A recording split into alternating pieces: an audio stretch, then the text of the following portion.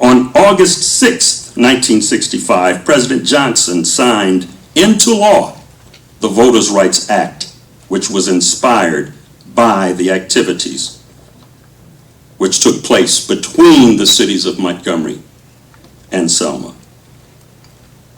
Through this march, Montgomery would once again play a prominent and vital role in the movement to secure for African Americans voting rights and social equality. What occurred after the Voting Rights Bill was signed in the state of Alabama, which also was at least in part inspired by what occurred in Montgomery? After the Voting Rights Bill was passed, African Americans in Lowndes County, Alabama, began petitioning membership into the Alabama Democratic Party. Many African Americans began to organize and join their own organizations because they were refused access to the ADP. Those organizations that they created were the Lowndes County Christian Movement for Human Rights and the Lowndes County Freedom Organization. The latter organization, with its charging Black Panther emblem, incorporated many of SNCC's theories and methodologies of Black power into their community organizing scheme.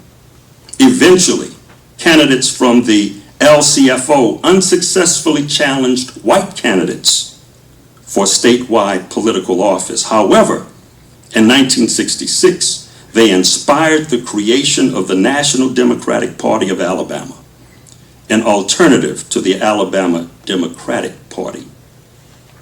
The courageous African American communities in Montgomery and throughout Alabama have proven that they were adherents to Claude McKay's plea. With protest movements dating back to before the Civil War, these communities have striven to obtain and maintain social, educational, political, cultural, and financial equality for all people, especially African Americans. From Montgomery to Selma and back, African American change agents have, like men and women, faced the murderous, cowardly pack, pressed to the wall, dying, but fighting back. Thank you.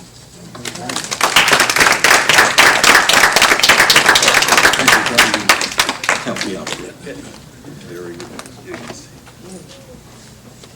Before we open it up for questions, let me just do a couple of things here.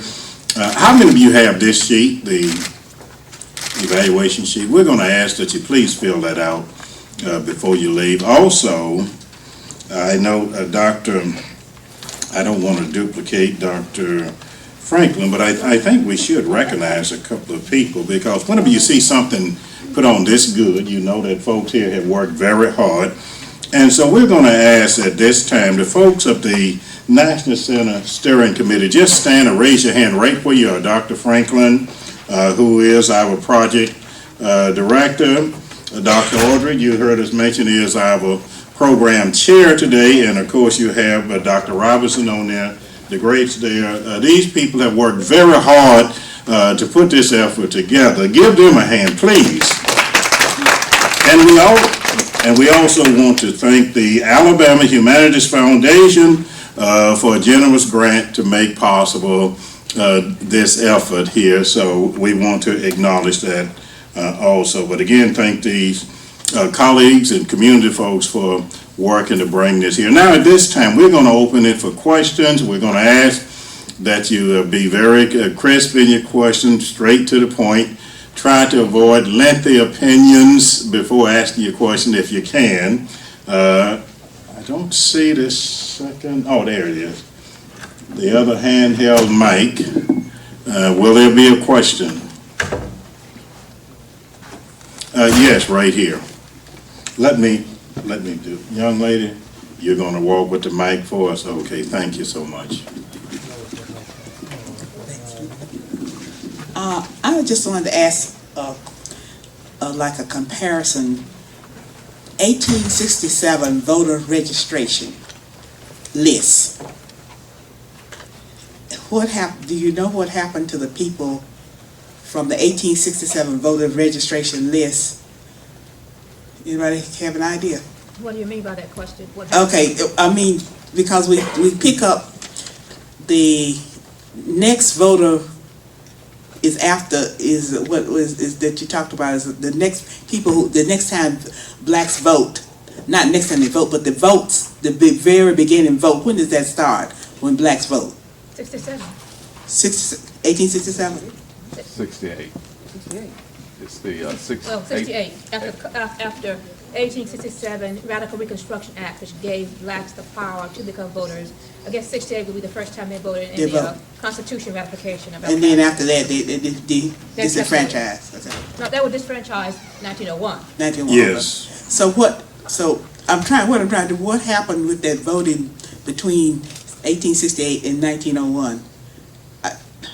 They were voting, right? They were voting in regular elections. Don't forget, in 1901, you still had over 100,000 blacks voting in the state. Okay. So that's not my time period, but I know. I assume they were voting as whites were voting during that time. They weren't disfranchised at that point, not completely.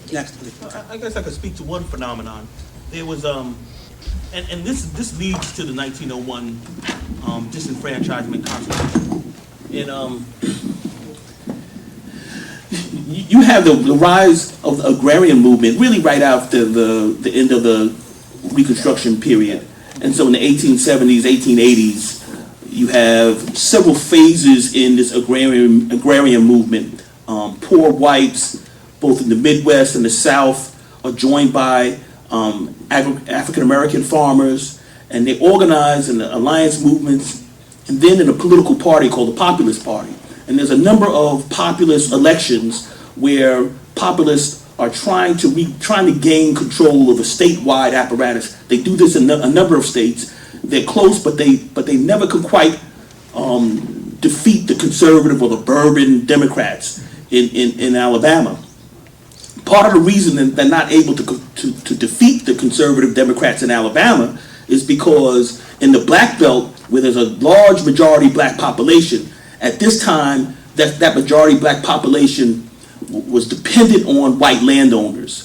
And so those votes were manipulated during that period. And so white landowners, conservative Democrats in the Black Belt counties could vote their Negroes, so to speak, or could control that vote in a way that it made it impossible for the Populist Party to overcome the Democrats. And so the poor whites who represented in the Populist Party, the landowning and the business classes represented in the bourbon Democrats, after the 1896 election, decide that they'll never again compete for black votes. The way they'll eliminate that problem is they'll eliminate the black vote altogether. And so you have this move towards the 1901 Constitution.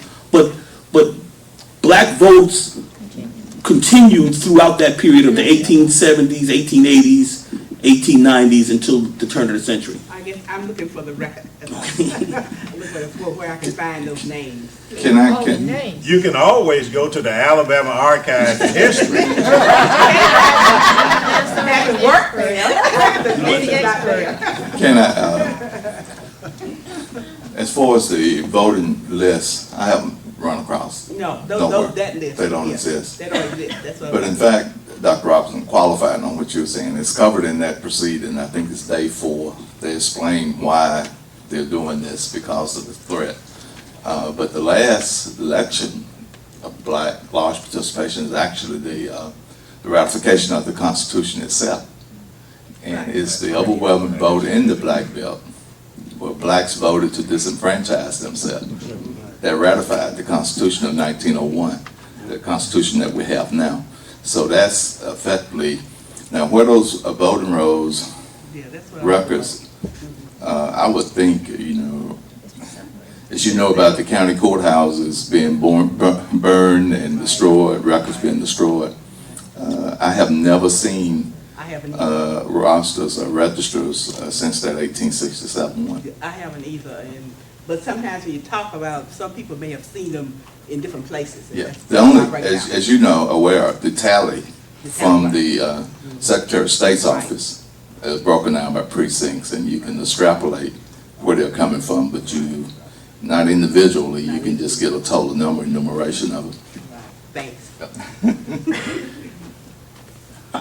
I have a question that I want to address to Dr. Roberson and Dr. Autrey here, because something struck me as I heard you talking about activism here in Montgomery and the MIA.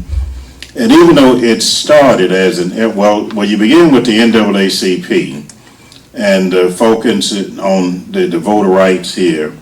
And then you go to the MIA, not as an alternative organization as such, but certainly as one that's more focused on ending discrimination and segregation. And once that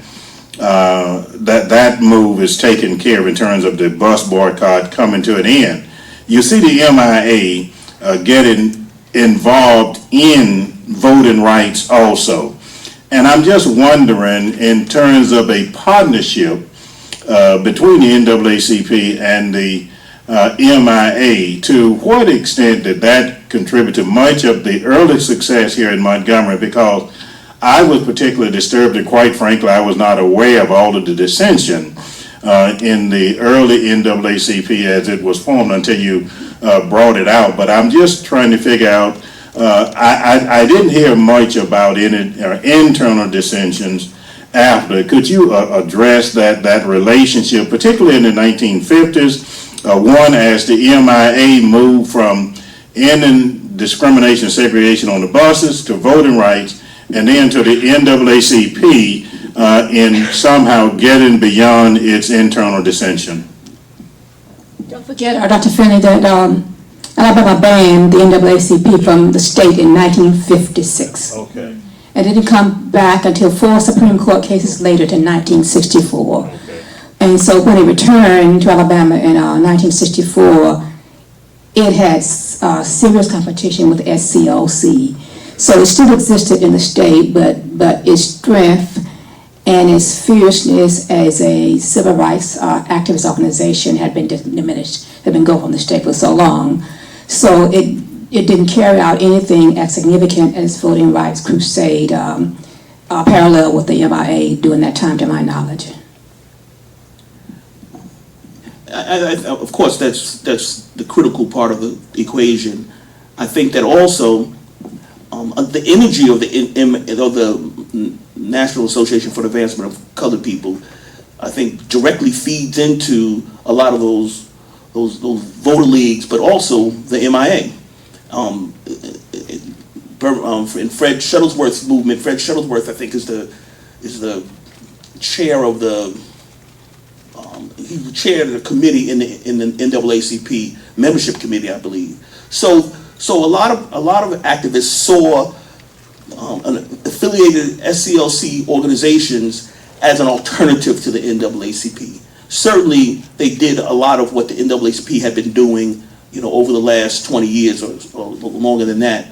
So I would suggest that a lot of the energy and the organizational structure, the same individuals are going to populate the MIA, the SCLC, who were also members of the NAACP. Bill. Okay, go ahead. It's also important to note that the Alabama Christian Movement for Human Rights is an outgrowth of the NAACP having been outlawed in the state of Alabama. One might want to venture a guess and say that if the NAACP had not been outlawed, then there might not have been a reason to create these other organizations. Okay. Dr. Howard wants to respond. We're going to take a question right here. Mr. Lane? Yes. Okay. I would just modify that a little bit in saying that the National Association for the Advancement of Colored People had an agenda or an approach that looked at legal attacks and judicial attacks, lobbying Congress and pushing for legislation.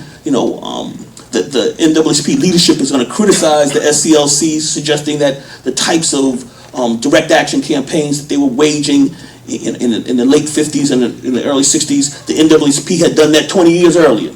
But the NAACP, by the time you get to the mid 50s, has shifted its focus. And so the SCLC really embraced this idea of direct action. And that was the critical difference between the NAACP and the SCLC in that period.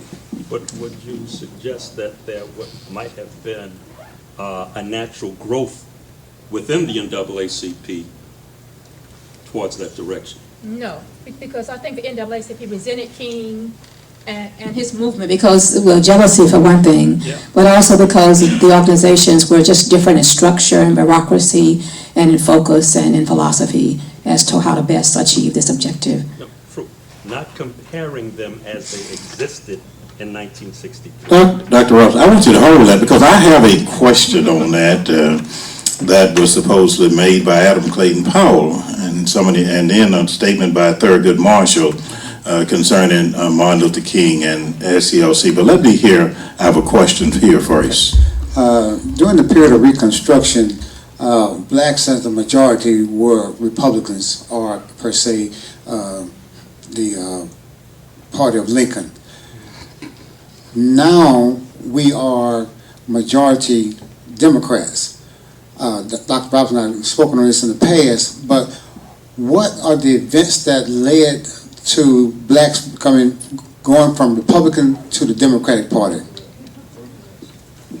Mr. Rice, since you're an ADC person in 1960, that's Democrats, yeah. Well, understand that America has what's called party systems. There's the first party system, the second party system, third party system, and then the fourth party system. The third party system dealt with the Whig Party. The Whig Party eventually evolved. So the second party system, rather. So that primary switch happened in the 1930s, with the election of Franklin Roosevelt, because that was the major switch. And you have to understand that African Americans were devout followers of the Republican Party.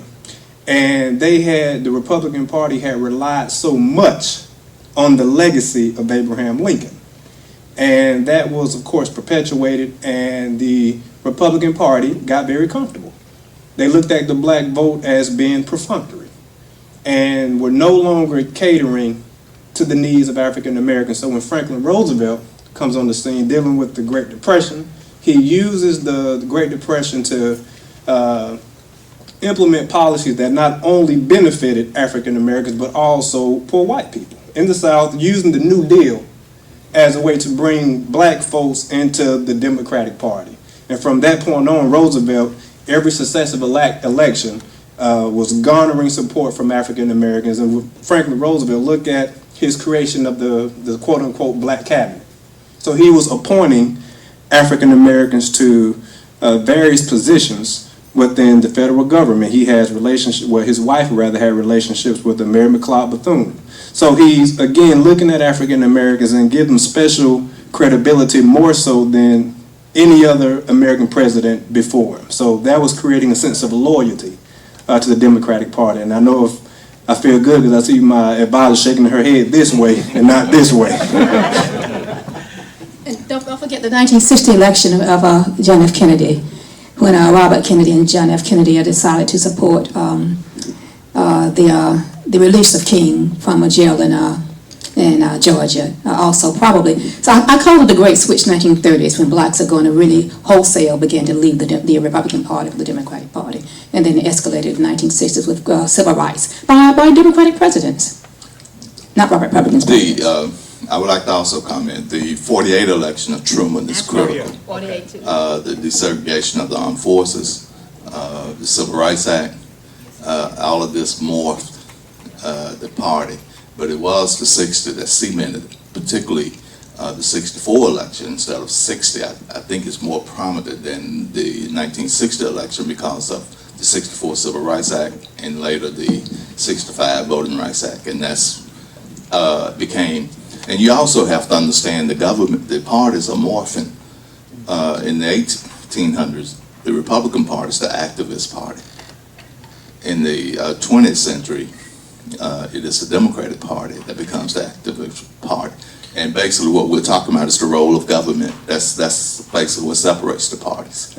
I'm going to add something to what Mr. Caver said. He talked about the Civil Rights Act of '64 and the Voting Rights Act of 1965. Understand that Richard Nixon in 1968 used the '64 Act and the '65 Act to bring the South back into a more prominent place in switching the parties. And Richard Nixon, what he did, very, very, in a way, unlike George Wallace, who was not as vocal in his racism, but he used certain undertones that white people could easily relate to without being so vitriolic.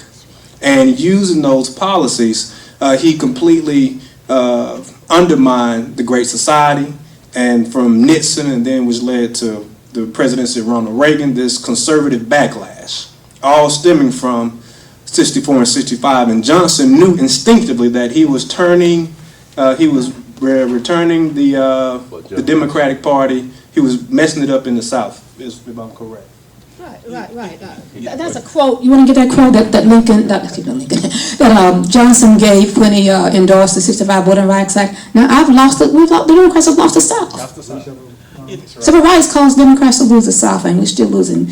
All Republicans are dominating today in the South, and not Democrats. So that's part of our repression for us.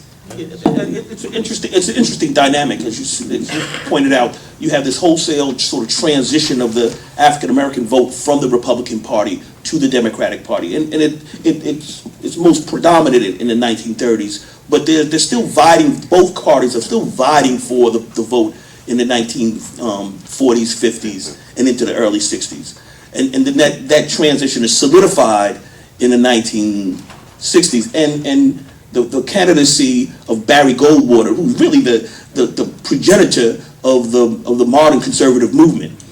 But he also in that election he loses to Lyndon Baines Johnson. He loses every state except for two, Alabama, and I think Mississippi. 5 southern states in Arizona. Right. Okay. So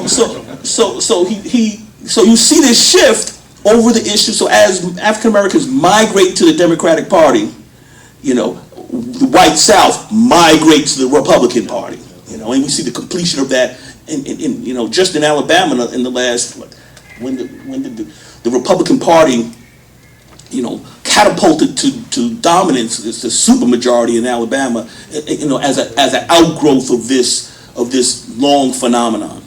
And I want to add that the crucial component in these major changes is race. Racism is the thing that undergirds politics, whether it is what is vocal or just in signs and symbols. Race has always been the key that governs the political process. So, and there's evidence in those changes. When white folks saw that African Americans were getting certain rights with the Civil Rights Act of '64, the Voting Rights Act of 1965, there was this innate fear that, African Americans may really becoming closer to civil and political equality. And that white people just feared that. And again, they wanted to embrace the party that was trying to erode and marginalize those rights that had been gained in '64 and '65. I saw a question over here, I believe, but let me ask, where did I see that hand? I want to ask this question because something would come around here on the front. Something was said that I don't think we should let go. You mentioned the kind of, I guess, quiet conflict, if you will, if not resentment, between SCLC and the NAACP. And I think Thurgood Marshall, in a quote, reflected it best, and that is Martin Luther King, through his direct action, nonviolent protest, was really a movement that in the eyes of many was not, really organized in terms of understanding governmental structure, whereas the NAACP, by the late 1950s, mid-1950s and 60s, was dealing with filing cases, challenging the governmental structure, challenging the structure that had in place racism, whereas Martin Luther King and the SCLC, they were the street people challenging the everyday issues. And so those who were looking at the more sophisticated effort of going after governmental structures that oppress you, saw the protesters as those individuals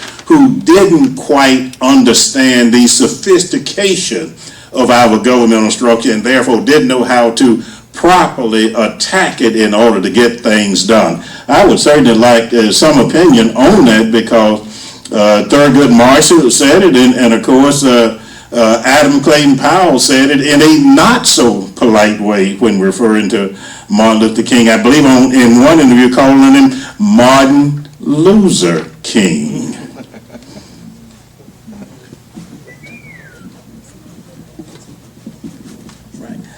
You know,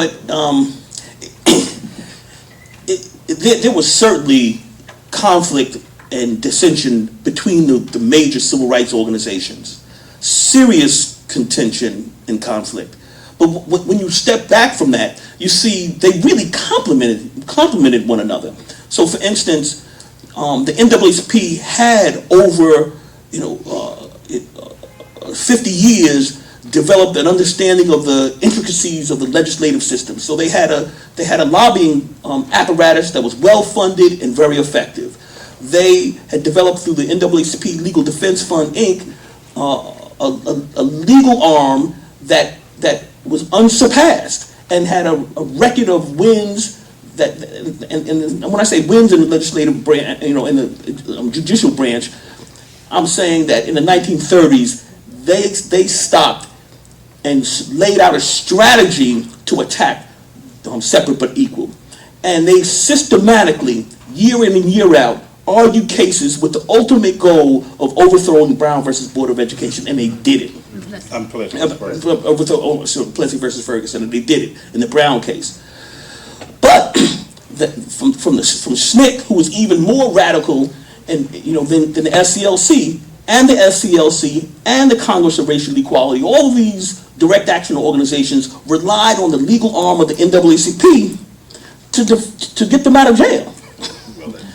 And so, and now, whereas where the NAACP and the elders of the established civil rights organizations were sort of short-sighted, is that they didn't understand how the SCLC and SNCC and CORE could galvanize this nation and paralyze the nation, so that civil rights episodes or issues became the dominant issues facing both the Kennedy administration and the Johnson administration. They couldn't do anything else. SNCC had occupied, during the Selma to Montgomery campaign, had 7,000 people outside the White House for 2 weeks, day and night. The president, when he announced, President Johnson announced the voting rights bill, he turned to H. Rap Brown. He said, "Can my daughter get some sleep now?" So the ability of these direct action organizations to both mobilize people all over the nation, and in these huge movements like the Selma to Montgomery March, or the March on Washington, or the campaign in Birmingham, and then to negotiate, because the SCLC is going to negotiate with congressmen. It's going to negotiate directly with the Kennedy administration and the Johnson administration.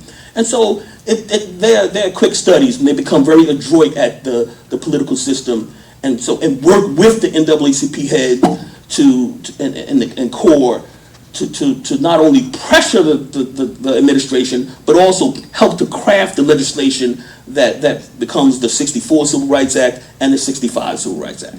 Great question right here.